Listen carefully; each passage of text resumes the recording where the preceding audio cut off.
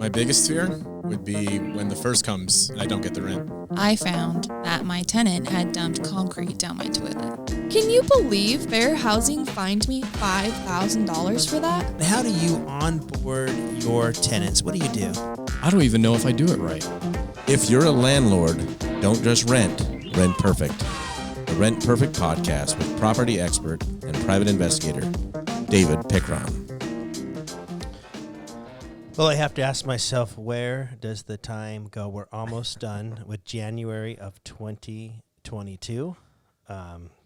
It's amazing. Time just goes by so quickly. Scott, how are you doing on this chilly morning of ours? Well, I got a little sweater on to keep myself warm, keep the core warm, yeah. You know, for those of you who complain about Arizona being hot at 110 in the summertime, I want you to know when it gets under 70 here, we get sweaters on. Yeah, so. long sleeve sweaters. We're probably 55, 60 outside thinking it's cold, and some of you are probably laughing at us right now. Well, Scotty, first month of 2022, what you got for us this morning? One of the things I've been reading about, and obviously about industry-wide, we're seeing kind of a jump in rents, right? Yes. Across the board. I think this year, over year, probably 10%. Maybe the last 3 years, COVID, kind of the COVID years,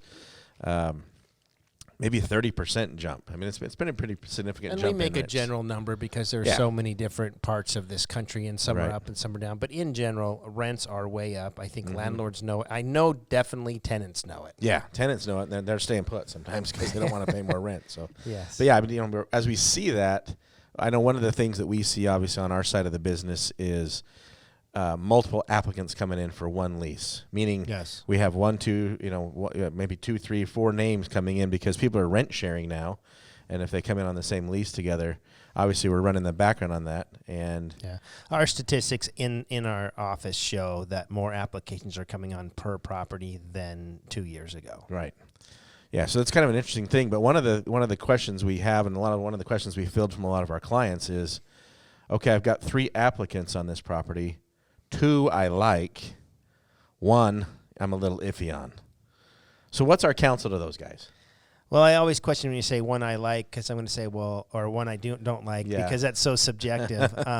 Well, I should say 2 that meet my criteria, and 1 that doesn't meet my criteria that I'm looking at going, ooh, he's got a criminal history, or there's something in that background that doesn't meet the criteria that I've lined out for my property. So 2 people, credit passes, 2 people, your criminal passes, income passes, but then you have this one problem, and you're like, is there a way to move in the other 2 and leave that guy out? But he's showing up, right? So you have to make those decisions. And so, so what I do in my properties is obviously we qualify these guys at Rent Perfect individually. It's hard to really group them together and make a good decision.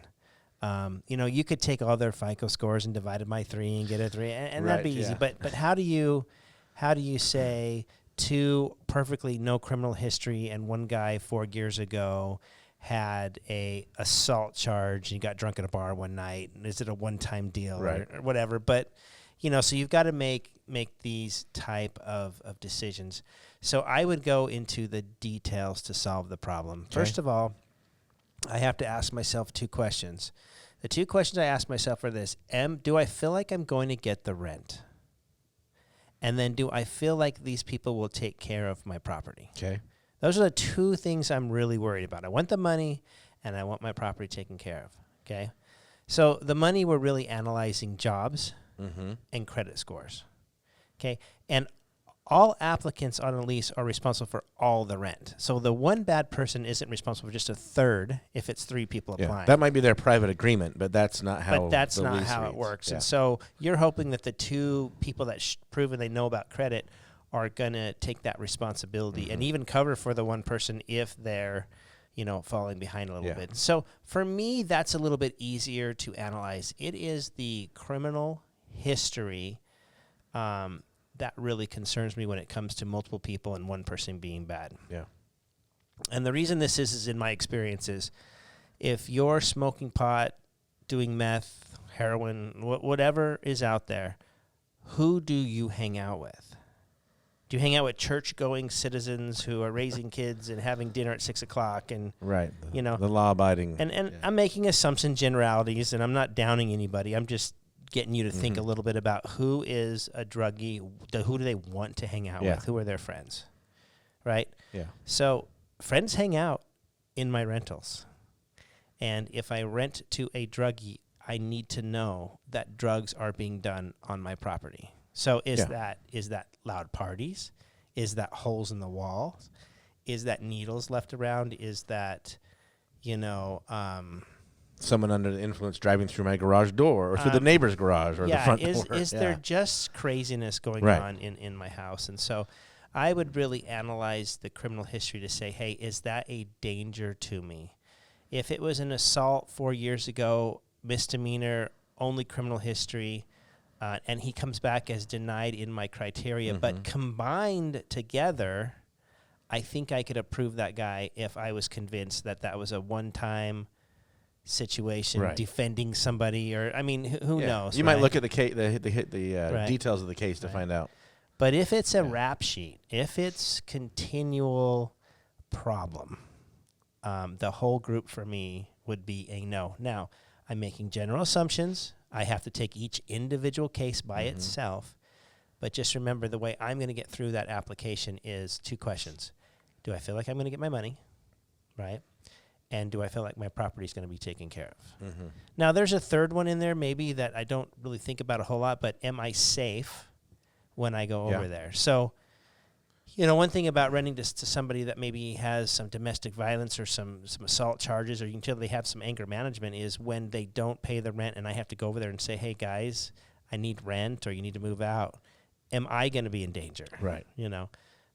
So maybe there's a third one there that you want to think about. You don't want to be the next safety. victim. Yeah, completely. Sure. So just depends what the criminal history is. What is your experience in all this? What do you? Well, I don't have much experience in that. I mean, I have a few things, but not. You have a much more vast experience. But I think I would have the same approach. I'd be like, I'd really have to question allowing someone in my property who I felt put me, even their roommates, at risk. I mean, roommates they are not roommates, but guys who apply on the same lease. They may trust each other, but at the end of the day, they also have to look at it and go, am I safe here if I'm with somebody who has a known criminal history? So, and sometimes you kind of want, we don't want to coach or guide you how to specifically manage your property, make your decisions for you. I mean, it is you're the landlord, and you may make those choices, but you might just want sometime a third party opinion. Not illegal. We're not attorneys. We do have a legal on staff that we can go to if we really need to. But if you want to ever just call in, talk to me or Heather and just say, hey, this is my scenario. What would you do? Yeah. Not what should I do, but what would you do in this scenario? We take calls like that all the time, and to help people to make those decisions. We're going to see more and more multiple applicants coming into one property. And, when it's one person applying and they go through your criteria, it's easy. It's a slam dunk. When you have multiple people and some are approved and some are declined, it just kind of put the whole application in this conditional role, and it needs you to really do some self-analyzing and decide, what kind of risks that you're willing to take. Yeah, I think the key thing you said there is my criteria, right? And we talked about that before, but I think that criteria, having that established criteria, is always going to help protect, help you stay the course, but also help protect you as you make those decisions. So I think that's, again, kind of beat that drum, but have a criteria. And because someone fails your criteria that's applying with other people, the kind of the gray area there is by themselves they're declined. But with other people, kind of like a co-signer or as a group, they can actually be approved. Yeah. So we do send those recommendations, or your criteria is per person. It's hard to do it as a group. So just ask yourself those 2 questions. Am I going to get my money? And is my property going to be taken care of? And maybe a third one is, am I safe if I ever have to deal with a tough conversation in person? And with that, anything else to add? No, we just ask you to continue to rent perfect. Perfect. Yeah.